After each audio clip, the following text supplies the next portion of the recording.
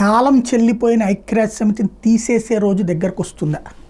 భారత్కి కనుక శాశ్వత సభ్యత్వం ఇవ్వకపోయినా, లేదా వీటో పవర్ ఇవ్వకపోయినా, లేదా ఇంకొక 60 దేశాల దాకా ఇవ్వకపోయినా ఐక్యరాజ్య సమితికి ఆల్టర్నేటివ్ వ్యవస్థ వచ్చినా ఆశ్చర్యపోనక్కర్లేదు. ఎందుకంటే ఎప్పుడో రెండో ప్రపంచ యుద్ధం తర్వాత, మొదటి ప్రపంచ యుద్ధం తర్వాత ప్రారంభమైనటువంటి నానాజాతి సమితి అనేదాన్ని వేస్ట్ అయిపోయింది, రెండో ప్రపంచ యుద్ధం వచ్చిందని, అది ఫెయిల్ అయిందని ఇది పెట్టారు.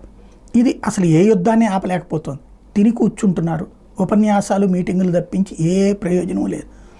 ఈ నేపథ్యంలో విస్తృతి ఈనాటి అవసరాలకు అనుగుణంగా పెంచుకుంటున్నారా అంటే ఏమి పెంచుకోరు, ప్లానింగ్స్ లేవు.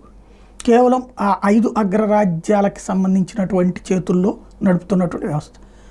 భారత్కు అనుకూలంగా 99% దేశాలు చెప్తున్నా సరే ఇవ్వట్లేదు. ఇక రాబోయేటటువంటి రోజుల్లో ఈ పరిణామం ఎక్కడి దాకా దారితీస్తుందన్నది చూడాల్సింది. భారత్కి అయితే వీటో పవర్ ఇవ్వాలన్న ఒత్తిడి పెరుగుతోంది.